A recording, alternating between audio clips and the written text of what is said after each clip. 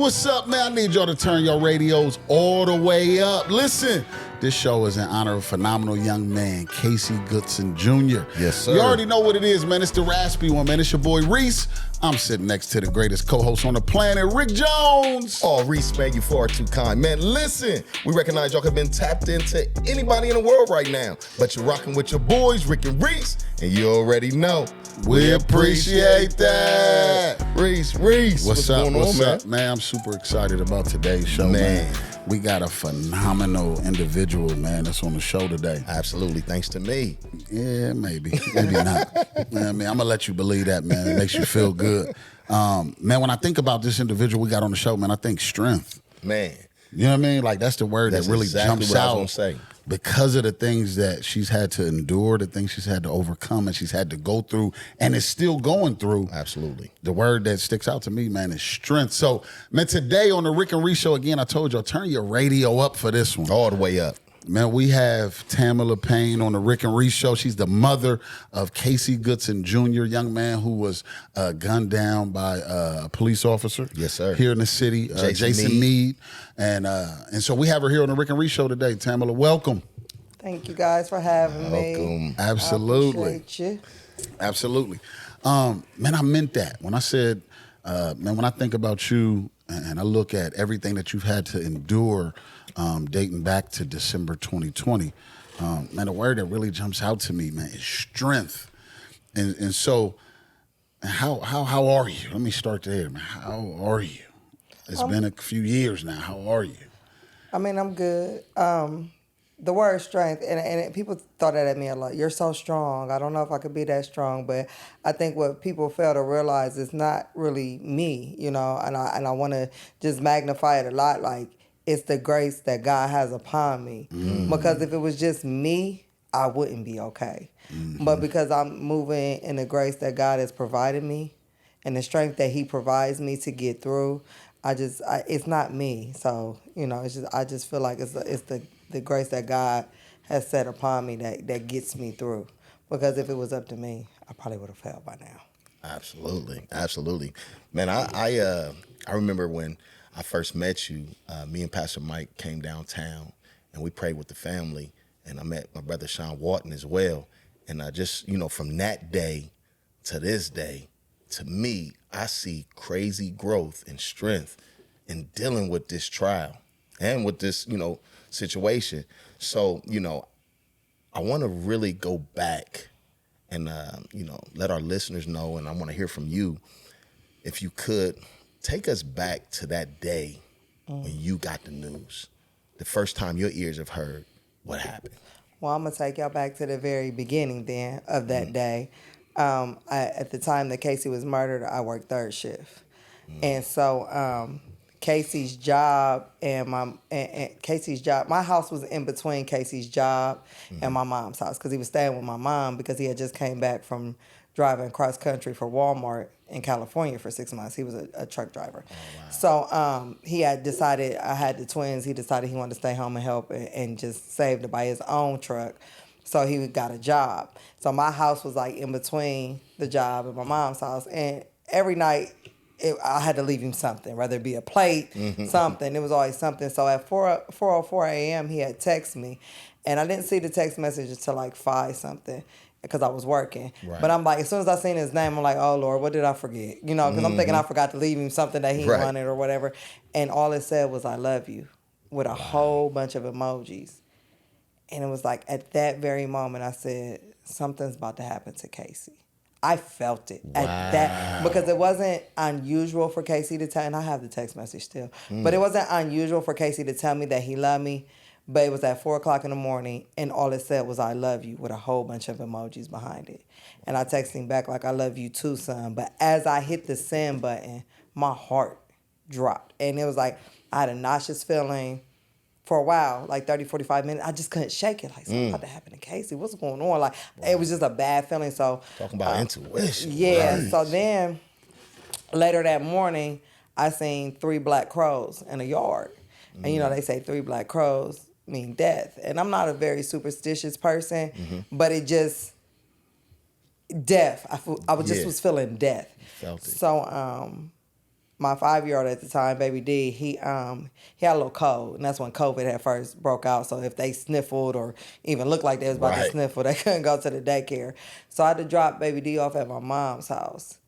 And I've never not wanted to drop baby D off over my mom's house, but it was just like I did not want to take him over there, but I had to because I worked 2 jobs. I was on my way to my second job by this time.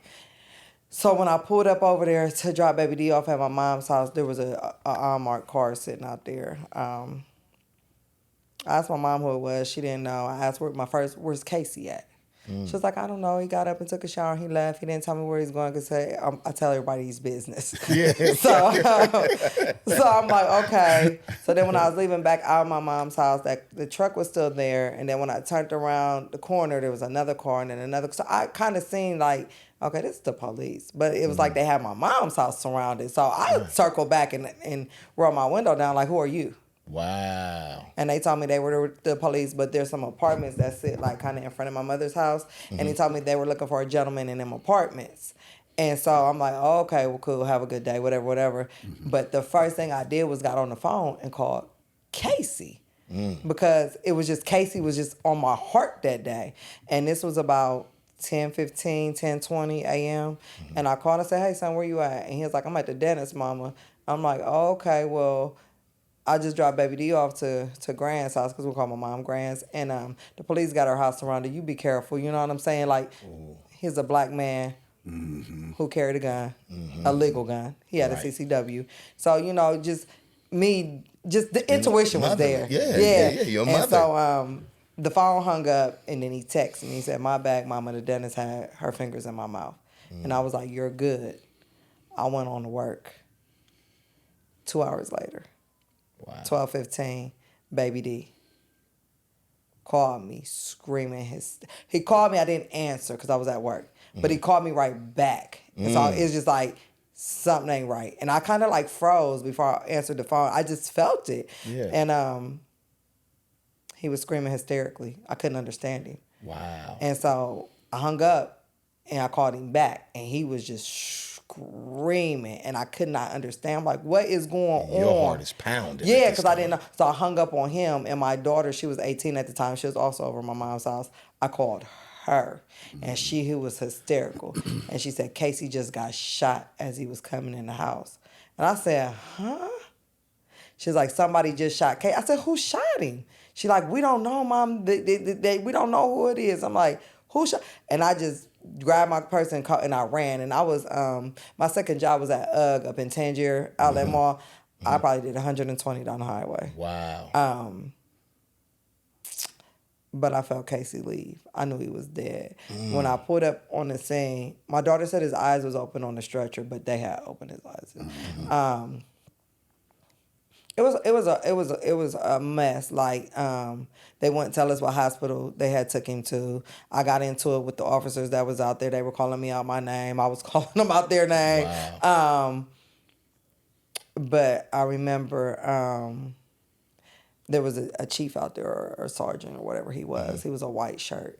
And he had called my sister over to him. And I was watching it. And when my sister turned around, we locked eyes. And I knew that was the death notification. And I didn't even remember, but I did see later on the news. I fell to the ground screaming. Wow.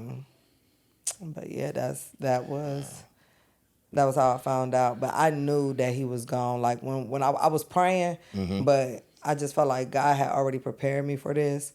It was a lot of stuff that had just started coming to me that I didn't understand. Like it was just a lot. So. I was praying that he would make it, but in my heart, on my way to my mom's house, I knew he was gone. Man. And so when I pulled up on the scene, I was telling him, like, y'all just murdered my son. Y'all just killed my son. I hadn't even got the death notification yet, but I knew that's what it was. Like, I knew that Casey was gone. Wow. I felt it. Did you have an opportunity to go to the hospital? No, they never let me. Never let you go to the hospital? My brother went to the hospital that he was actually at, and they told him that he wasn't there. So, no, I never got an opportunity to go to the hospital and be with him. But Casey was dead on the scene. So, he never, when the paramedics showed up, he had no rhythm. He died. He He took 6 shots to the back, and it basically hit every major organ in his body. So he died like instantly. Man. So to put it in perspective, just for the listeners, Baby D is how old when this phone call is taking place? 5.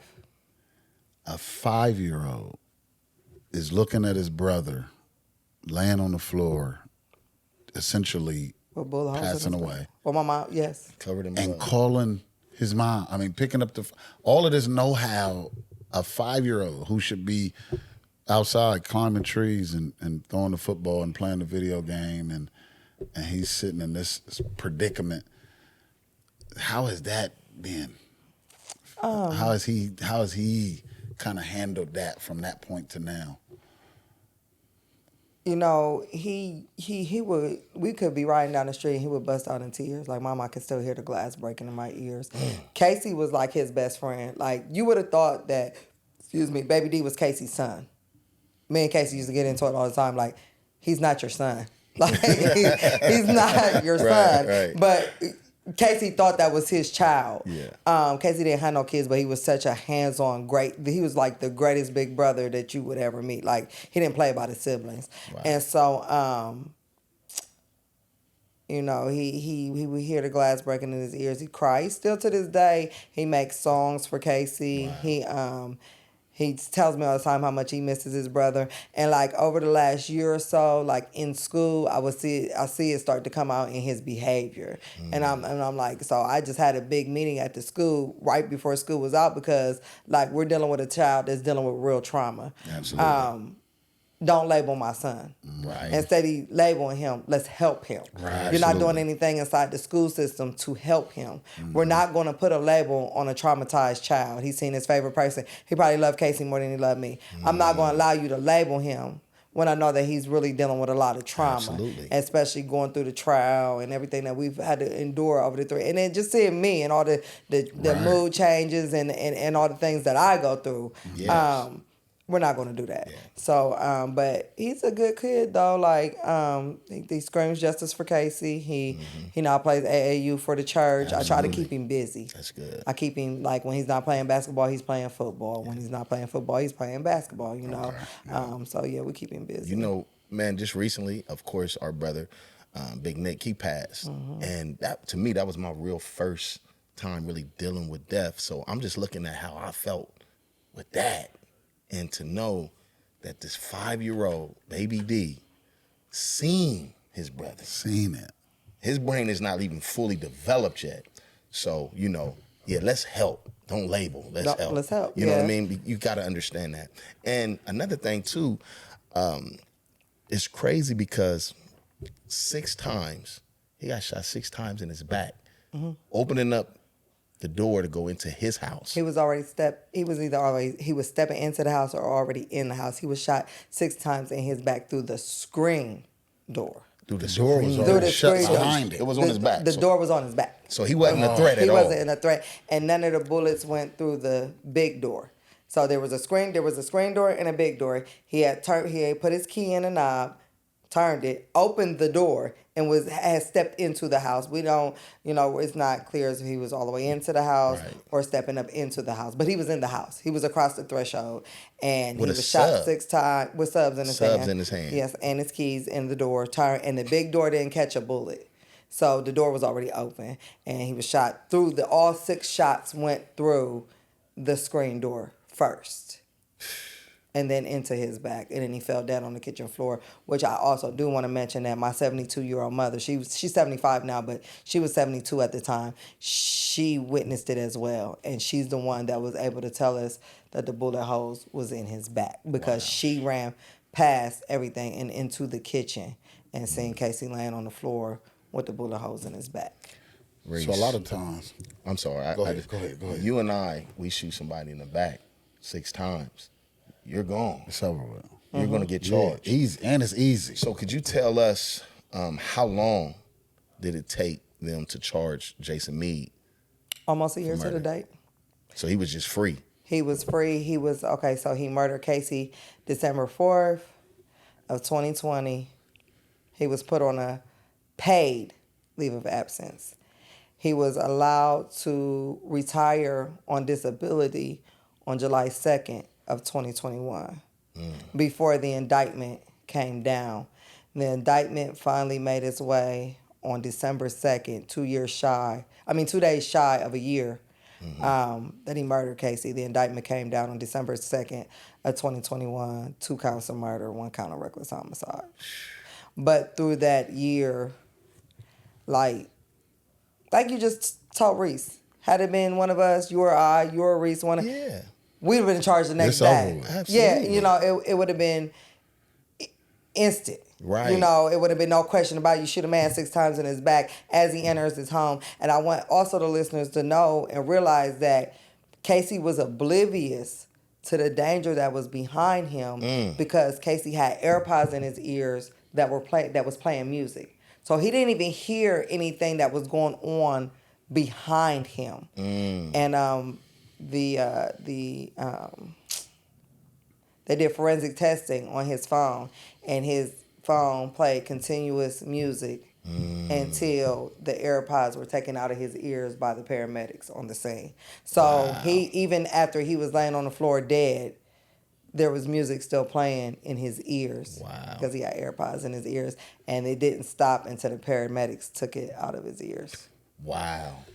So I'm sorry. I'm asking all the questions. Nah, you good. Go ahead, brother. Go ahead, brother. I think a lot of times when we look at these type of scenarios, people are quick to assume that this young black man was somebody who frequented being in trouble, got a crazy record, might be involved in foolishness, and this is how this happens, or so just so we can get a background and the people can understand. Like, tell us about Casey. You know what I mean? The type of person Casey was.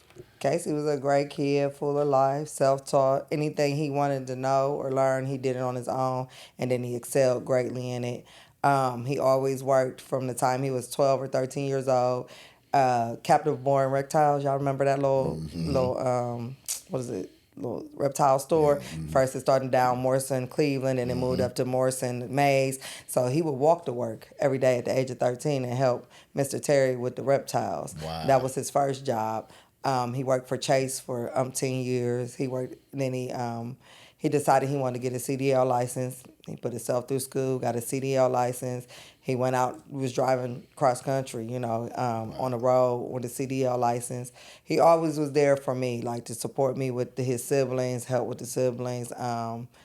Just a great, great, great, great kid. Like, never been in trouble with the law, never did nothing wrong in his life. Like, always worked, was very, like, I say all the time, like, he was a 23-year-old young black man who had a life insurance policy. I think that speaks volumes for a young black man, you know what I'm saying, in today's society. Yeah. Like, he was very responsible. He was just a great kid. Like, I was 16 when I had Casey, so he was like my best friend, my son, my little brother, my road dog. Like, it was all mixed in one because we basically grew up together. Right. To see that he has his CDLs, he finished that, and then his, carry concealed. I mean, that show you how responsible he is. And having your CDLs ain't no joke for anybody who don't. Because he did it. I know he went because through of, because of, you know what I mean? Because of Casey. I was able to be blessed, you know what I mean? But that's not something light.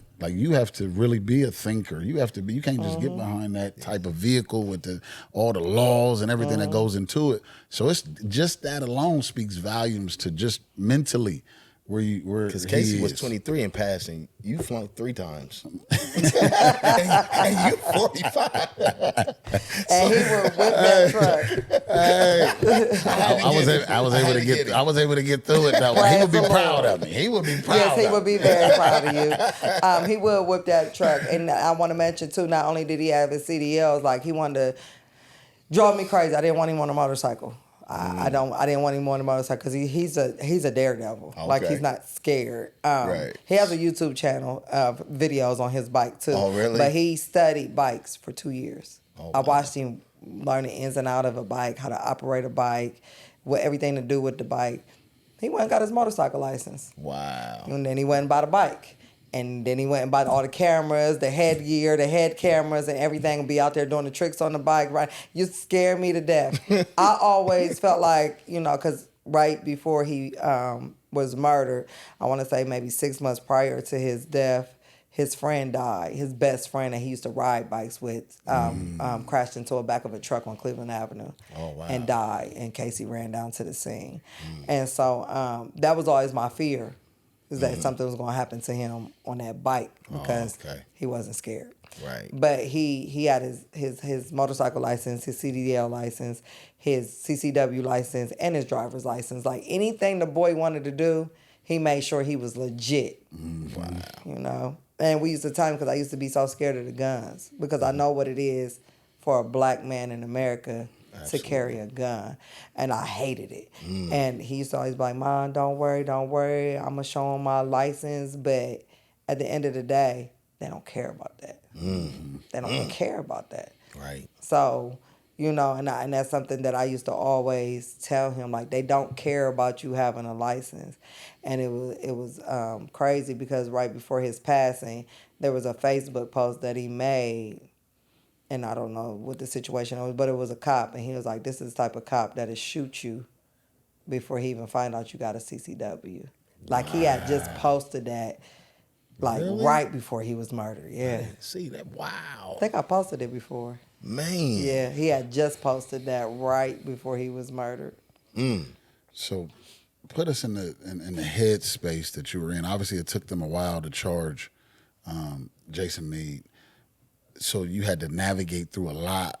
When you found out that the indictment came down, he is going to be charged, how was that emotionally? I probably drove my attorney crazy that day.